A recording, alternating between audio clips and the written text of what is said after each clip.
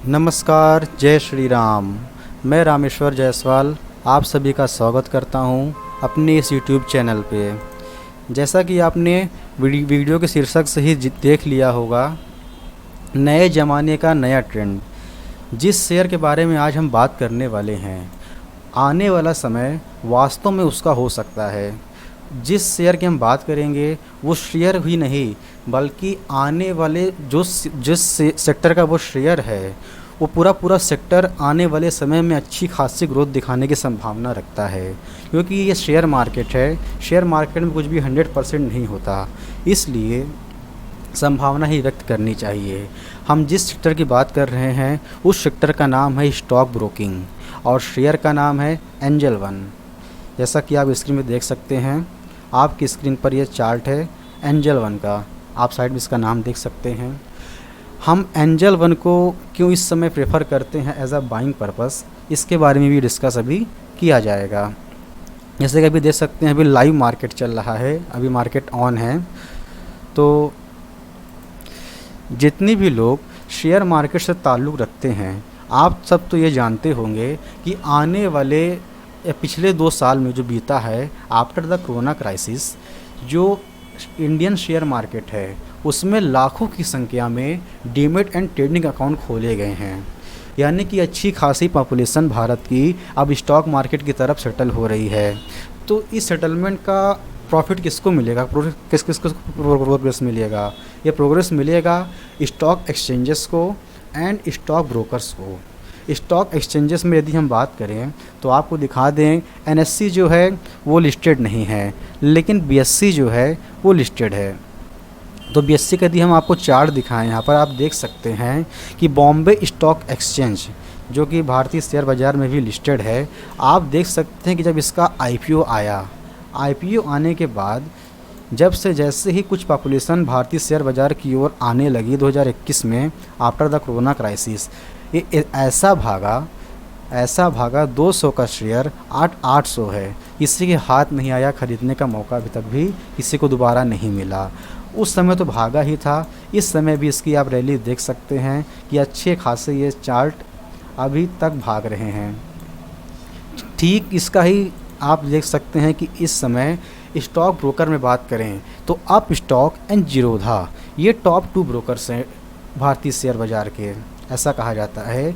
लेकिन ये दोनों इंडियन स्टॉक मार्केट एक्सचेंज पे लिस्टेड नहीं हैं। लिस्टेड है तो बहुत से ब्रोकर, लेकिन उसमें से हम एक की ही बात करेंगे जिसका नाम है एंजल वन। ये कोई पेड प्रमोशन नहीं है फॉर एक प्रोफेशनल इन्वेस्टर या ट्रेडर कैसे किसी भी स्टॉक को पिक करता है फॉर इन्वेस्टिंग पर्पस या लॉन्ग टर्म पर्पस, आज हम उसी के बारे में बात करेंगे। तो एंजल वन में यदि आप देखें तो आपको क्या दिखेगा, जब इसका आईपीओ आया था लमसम अक्टूबर 2020 में, ठीक, यानी कि आफ्टर द कोरोना क्राइसिस। तो आईपीओ आने के बाद कुछ समय तक प्राइस एक रेंज में गया, रेंज में जाने के बाद लगभग 380 रुपये के ऊपर इसका ब्रेकआउट आया इस कैंडल के ऊपर, और ब्रेकआउट आने के बाद ऐसा इसका प्राइस भागा कि किसी के हाथ नहीं आया खरीदते, सब इसको दूर से देखते रह गए, ठीक। और उसके बाद कुछ समय के लिए प्राइस फिर इससे एक रेंज में चला गया। जैसे कोई घोड़ा होता है लंबी रेस का, वो बहुत तेज़ भागता है और भागने के बाद कुछ समय तक सुस्ताने लगता है। उसी समय वही समय चल रहा है कि इस समय जो ये चार्ट है इस समय नैरो रेंज में चल रहा है। लेकिन चलते चलते अब इस कैंडल पे इसका हमको ब्रेकआउट आता हुआ दिखा लगभग 1735 के ऊपर, ठीक। जब इस कैंडल, सॉरी माफ़ कीजिएगा, इस कैंडल ब्रेकआउट आया 1650 के ऊपर, 1650 के ऊपर हमको इस कैंडल ब्रेकआउट देखने को मिला। और देखते देखते कुछ हफ्तों में 1600 का शेयर 2000 हो गया। लेकिन जैसा कि इसमें वर्तमान में रसिया यूक्रेन वॉर चल रहा है एंड चाइना में कोरोना के कुछ नए सिम्टम्स पाए गए हैं, उसकी वजह से कुछ मार्केट में पैनिक चल रहा है, जिसकी वजह से एफएफआईस एंड डीआईआईस दोनों यहाँ पर सेलिंग करते हुए दिख रहे हैं। उनकी सेलिंग की वजह से ही मार्केट में कुछ हमको इस समय उठा-पटक देखने को मिल रही है, जिसकी वजह से थोड़ा मार्केट में हमको गिरावट भी देखने को मिल रही है। ये इसका डेली टाइम फ्रेम का चार्ट है। यदि आप इसका वीकली टाइम फ्रेम देखें तो वीकली टाइम फ्रेम का चार्ट और अच्छा खासा इसमें दिखेगा आपको। एक ऐसे एक रेंज में चलने के बाद प्राइस में ब्रेकआउट आया और ब्रेकआउट आने के बाद प्राइस कुछ रेंज में बहुत तेज़ भागा, उसके बाद एक रेंज में गया। रेंज में जाने के बाद फिर से ब्रेकआउट देखने को मिला और इस हफ्ते इसमें अच्छी खासी गिरावट देखने को मिली है। आज तो थर्सडे है, अभी कल का दिन बचा है, अभी कैंडल का क्लोजिंग नहीं आया है, तो प्राइस कहाँ जा क्लोज होगा इस हफ्ते ये हमको नहीं पता।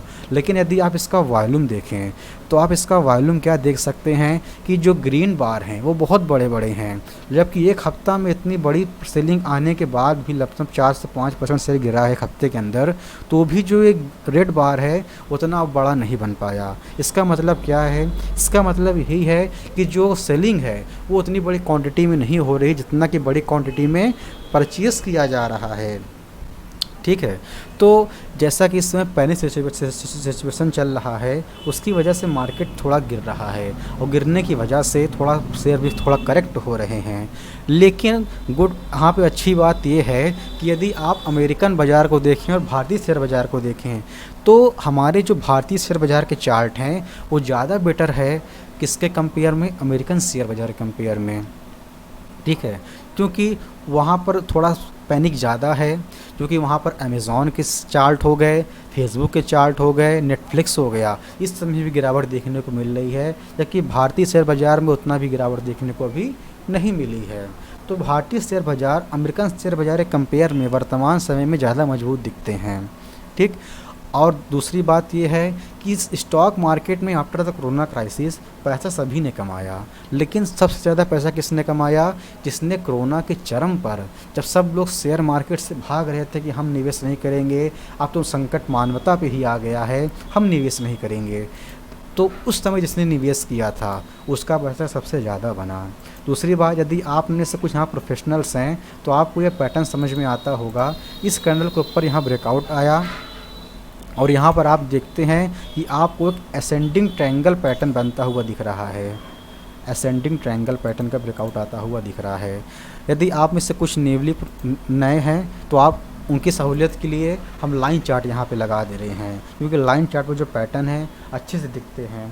ठीक, बहुत से लोग अगर यहाँ पर बाई नहीं भी कर पाए होंगे तो अच्छा खासा यहाँ पर हमको सपोर्ट जोन के पास यहाँ पर शेयर मिल रहा है।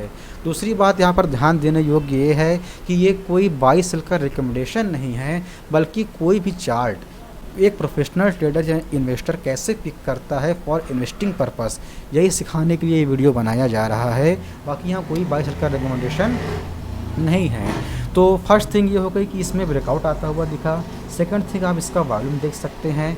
तीसरी बात ये है कि यदि आप इसका शेयर होल्डिंग पैटर्न देखें तो 65% से अधिक शेयर मजबूत हाथों में हैं, मतलब कि प्रोमोटर के पास है, एफएफआईएस के पास है, एनडीआईएस के पास है, और 35% शेयर ही आम जनता के पास है, क्योंकि जिस पे आम जनता का निवेश होता है वो शेयर कम से बहुत कम भागते हैं।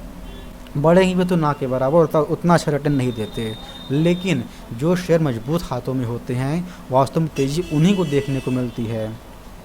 तो ये था एनालिसिस एंजल वन का। ये कोई पेड प्रमोशन नहीं है, बस एक ऐसे भी एक शेयर को हम लॉन्ग टर्म पर्पस के लिए लेते हैं वो यहाँ पर डिस्कस किया जा रहा है। लेकिन चाहे वो कोई भी शेयर हो, चाहे रिलायंस हो, चाहे टाटा हो, बिना स्टॉप लॉस रखे हम ट्रेड नहीं कर सकते। मान लीजिए हम यहाँ पर उसको बाई भी करते हैं तो 5 से 10% नीचे अपना स्टॉप लॉस हम यहाँ पे रखेंगे। यदि आप इसका डेली टाइम फ्रेम का चार्ट लगा के देखें तो आपको यहाँ पे डबल टॉप पैटर्न बनता हुआ दिखेगा। डबल टॉप पैटर्न बना और उसके यहाँ पर एक ब्रेकडाउन आया। यदि आप में से कुछ प्रोफेशनल्स हैं तो आपको यहाँ पर RSI डाइवर्जेंस लगा के दिखाएं। माफ़ कीजिएगा 1 सेकेंड, RSI डाइवर्जेंस। अब RSI डाइवर्जेंस लगाने के लिए यदि हम यहाँ कुछ सेटिंग कर दें, टाइम फ्रेम 14 ही रहेगा, बस ये जो हमारा RSI हमको खाली उसी को देखना है, बाकी कुछ नहीं देखना।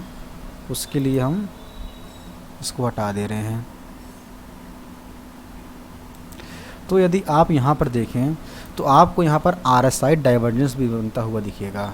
यदि आपने RSI डाइवर्जेंस की वीडियो हमारी पहले की नहीं देखी है तो कृपया जाके उस वीडियो को देख सकते हैं, जिससे आपको इसको समझने में आसानी होगी।